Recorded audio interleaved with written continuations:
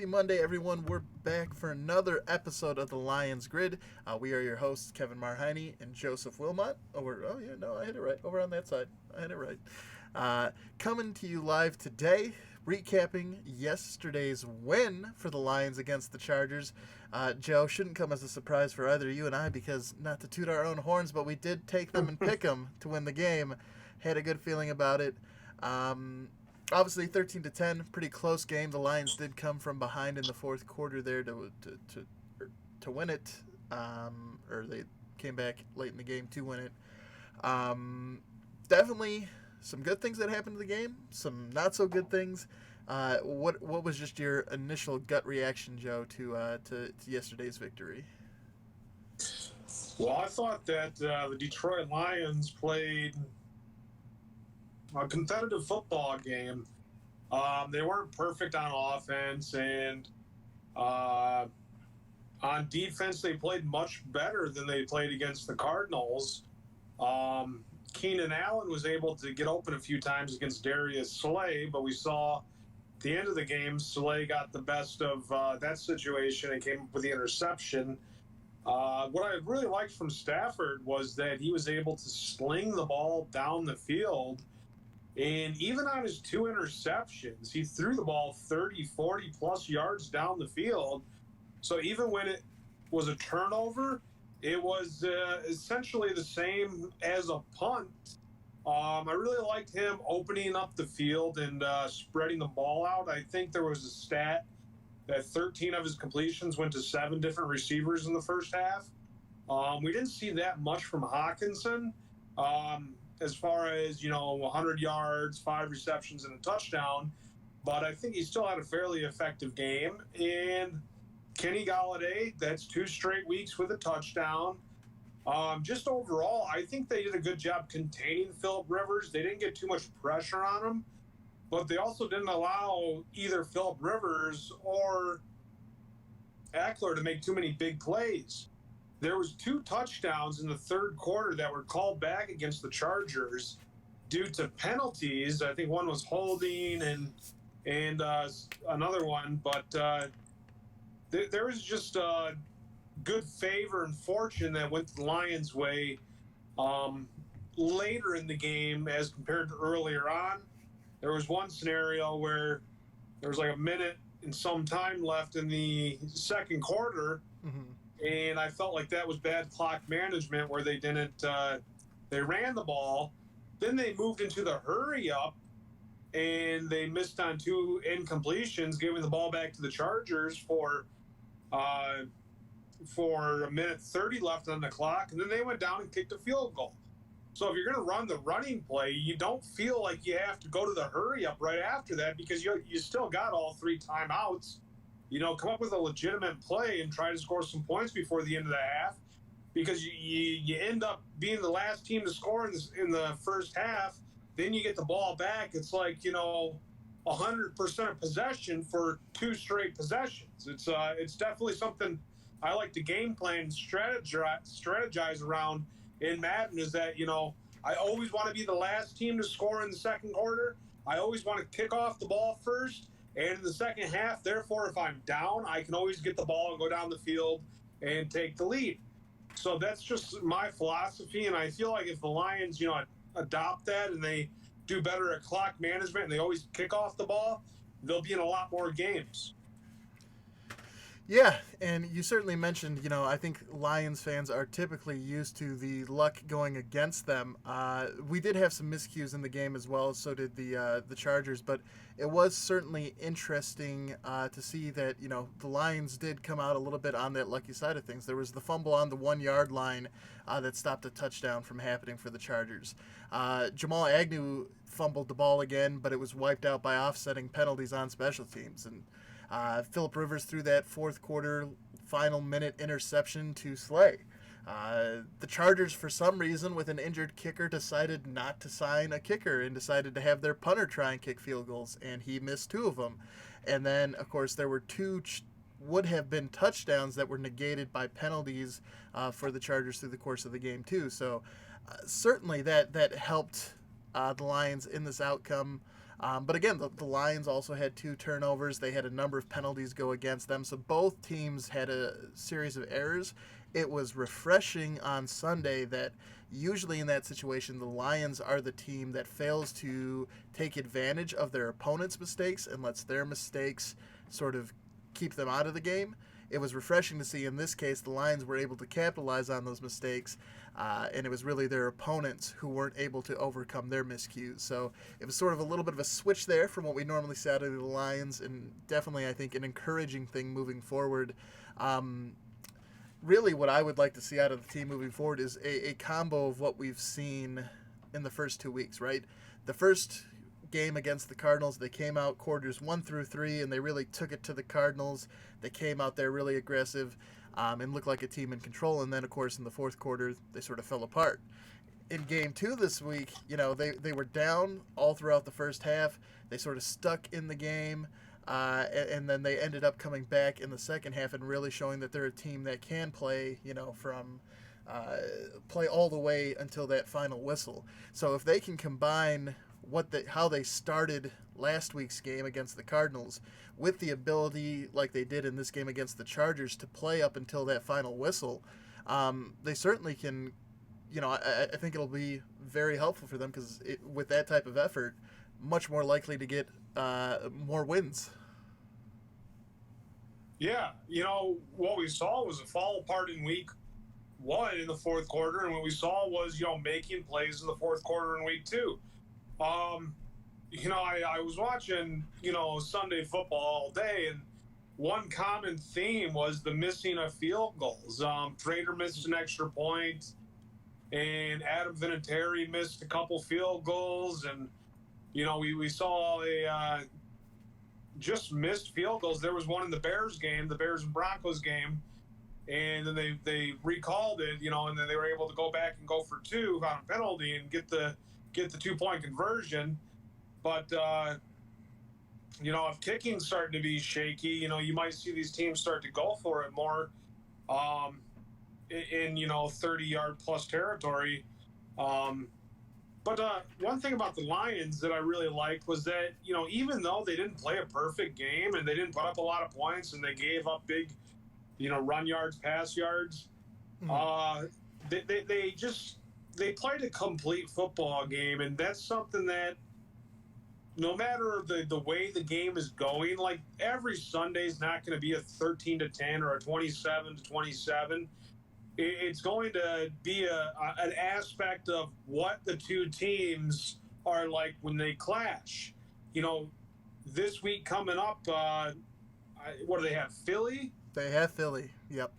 So Philly's got injuries. They didn't look too good against Atlanta. And I just think that you can't judge a team based upon their previous week because everybody would say, oh, the Cardinals are one of the worst teams in the league. Sure, they got an electric quarterback in Kyler Murray, but the Chargers were, making a playoff run last year and, close to the Super Bowl. And, we tie Arizona, beat the Chargers. And now we're going up against the Super Bowl pick by a couple of analysts and myself. And, it's really going to boil down to how you game plan against that team and how you take out their playmakers and just, between the two teams that clash, not necessarily an array of what we've seen throughout the season. Although, you see some playmakers, that they're likely going to make plays in the game that you have against them. Yeah.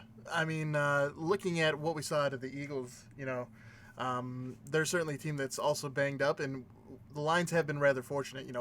We've talked about it.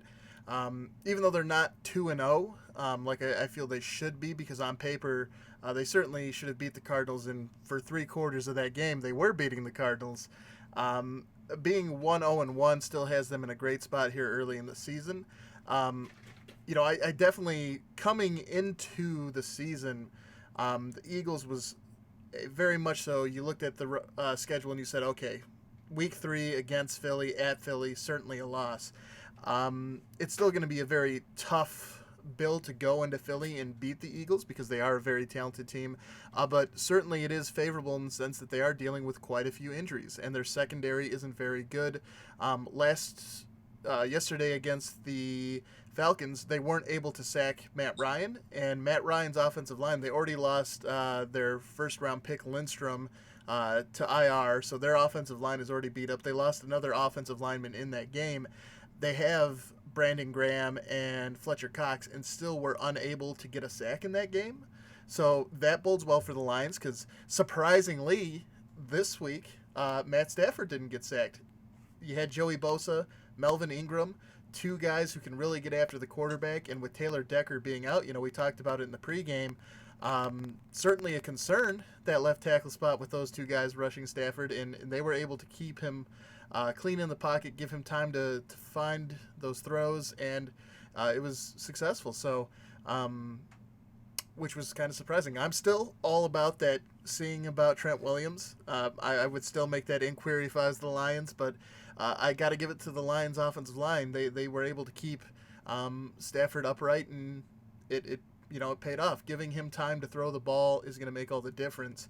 And Joe, we talked about it when we were talking about the fantasy update about who the number one wide receiver was for the Lions. Obviously, Kenny Galladay had 10 targets for 117 yards and that what ended up being the game-winning touchdown. So I think by far he is the fantasy number one wide receiver target for the Lions. But if you notice during this game, there was that 4th and 1 play where, the Lions went for it. On that play, Stafford threw the ball to Marvin Jones, and we talked about him being that sort of safety valve, that guy that he feels comfortable with throwing the ball to. And I think that played a big part into why he tossed him the ball on that 4th and 1 when they needed to have that first down. So Kenny Galladay is certainly, I think, the fantasy number one, and is that guy that the Lions are going to need to count on from a production standpoint. But it is interesting to note that when the chips are on the table and they absolutely have to have that first down, Stafford went to Marvin Jones. So he's not going to have the same flashy numbers Galladay has, but he is going to be his role is important on this team. Yeah, solid veteran wide receiver, been with the team for years now. And, they just got Amendola. So you got two older players in the NFL that have experience at the wide receiver position. You got an up-and-coming wide receiver, Kenny Galladay, who had his 1,000-yard receiving season last year. And he's already got 2 touchdowns and a lot of yardage this year. So definitely Kenny Galladay is going to be the playmaker. But when it comes to assuredness and, looking for the first sure thing, I think what you see with Kenny Galladay is the big play. I think what you see with Marvin Jones is the consistently solid, efficient, confident play. And with Amendola, he's kind of like your safety valve. You go to him for 5 yards, 6 yards, have him make a play, gain a few yards, but we're never going to see him run off 40 yards after catch like we did with Golden Tate. But one thing to note on the offensive line that I really enjoyed was I know last year there was times, and Kerryon Johnson averaged 5.4 yards per carry. But I was just happy to see the Lions move the ball in the rushing game better than they did in Week 1 against Arizona. I feel like there was more holes, more big plays, more 5+ yards per carry by Kerryon Johnson.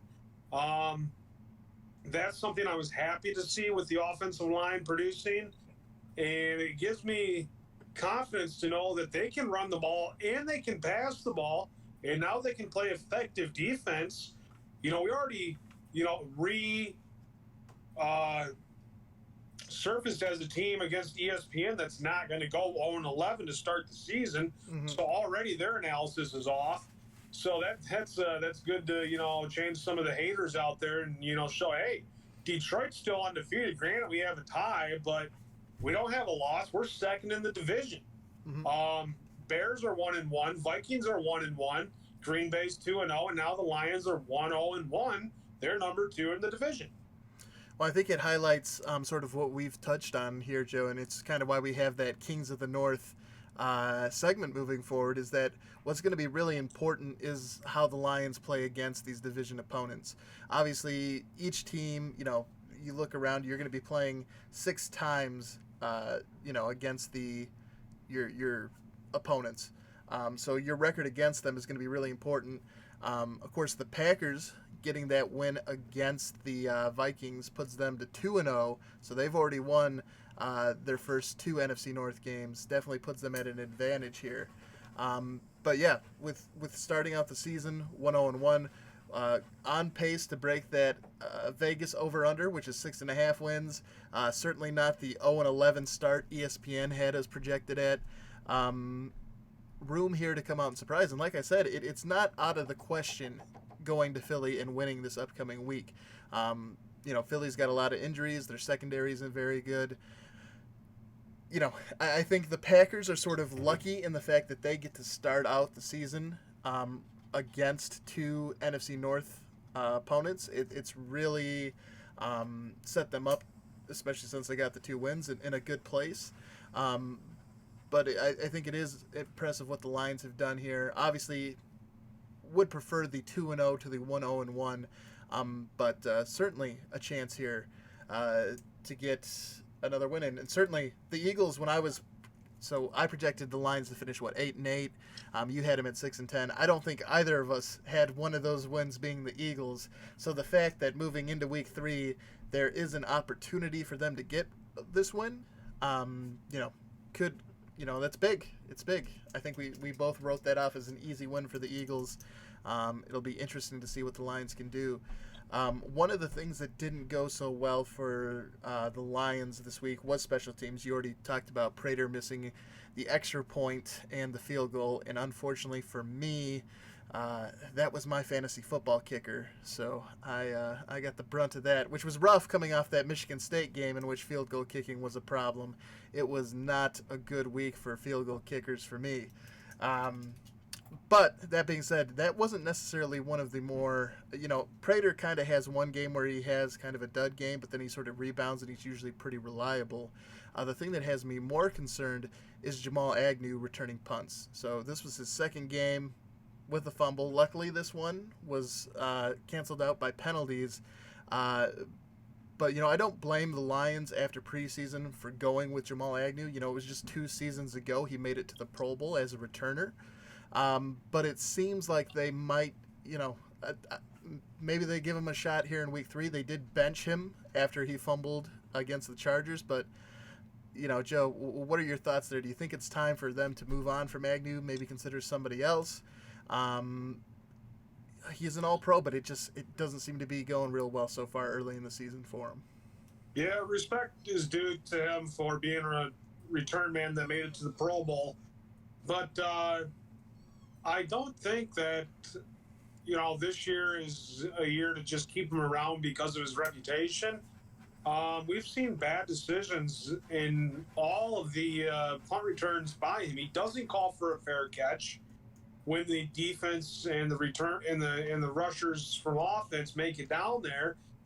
He tries to make too much happen with his speed, which I still think is generic. I don't think he's got breakaway speed. We saw Amendola return a punt, and he got like 8 yards, and he didn't break it away. But I was like, hey, that's 8 yards. Agnew would be dancing around back there trying to make a big play, and he wouldn't get anywhere. Not only that, consecutive weeks fumbling the football. I don't know. I think you've seen some talent from some guys in preseason that they could take the place of Agnew. Whether or not you want to keep them around or not, I mean, those fumbles, those turnovers in a game, typically, 1 to 3 turnovers by a team in a football game. Those are game-changing plays. So if you see it on a consistent basis for 2 weeks, you have to seriously think about switching up your return man just so you don't lose a game solely based off of that. You look back at Week 1, he doesn't fumble that. The Lions play consistent football, punt it away. Then all of a sudden, you're not giving up points.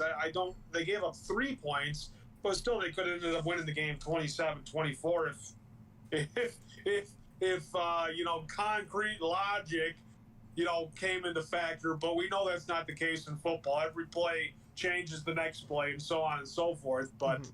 I think you understand what I'm saying. It's fumbling the football definitely has and turning it over definitely causes the other team to have momentum and could change and flip an entire win-loss record. Certainly, and one of the things I think also to keep in mind here is just the special teams play in general. Obviously, Jamal Agnew, it's going to be interesting to see what they do there, if they keep him there, if they make a move to move on from him.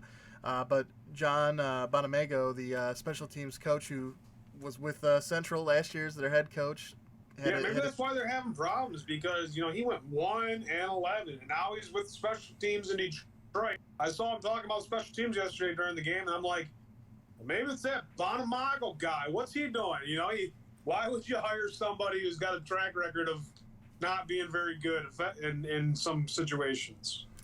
Yeah, it's certainly interesting because if these issues keep happening, of course, Agnew swapping him out is one thing you can do, but overall, like we mentioned, there were miscues with penalties and things like that. You just can't have penalties on special teams and the performance there negatively impacting the outcome of games. So, if this is something that continues in the upcoming weeks, I wouldn't be surprised if the Lions do make a switch. Especially, they have that early bye week.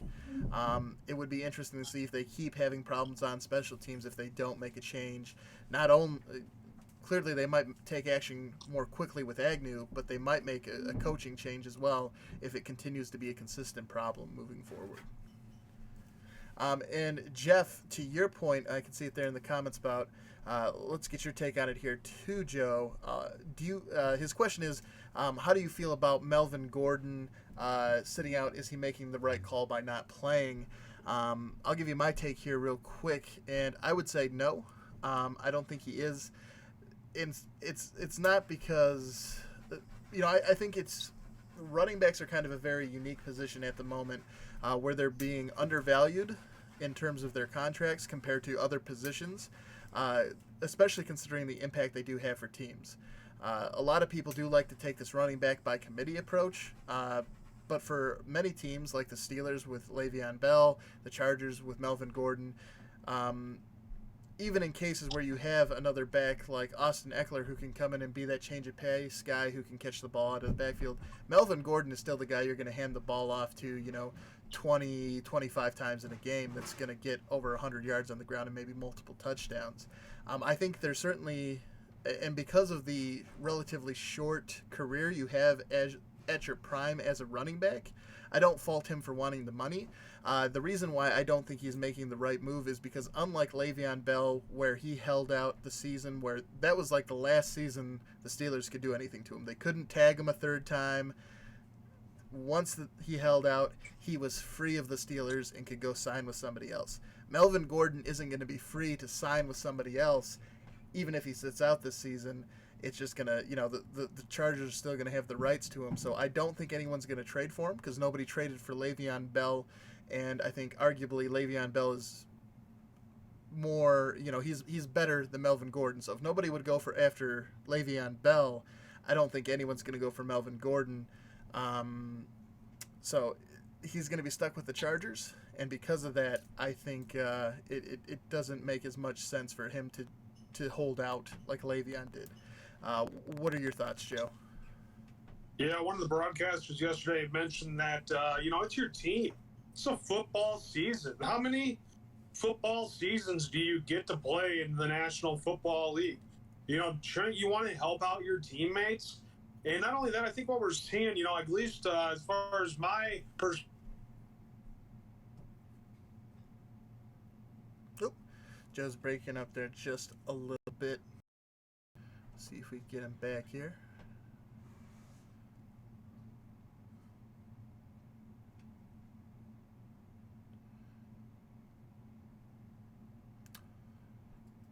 Well, we'll catch back up with Joe here as soon as things calm down on that side. Interwebs issue, always fun. Makes streaming such a blast.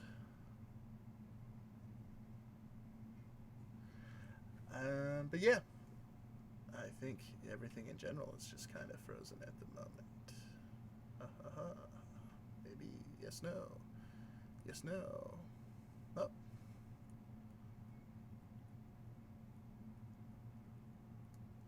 just all sorts of angry on the side. Well, let's toss it over here, maybe. Joe's frozen. You're not. Oh, I'm not. Oh, that's Well, that's good to know. Kind of.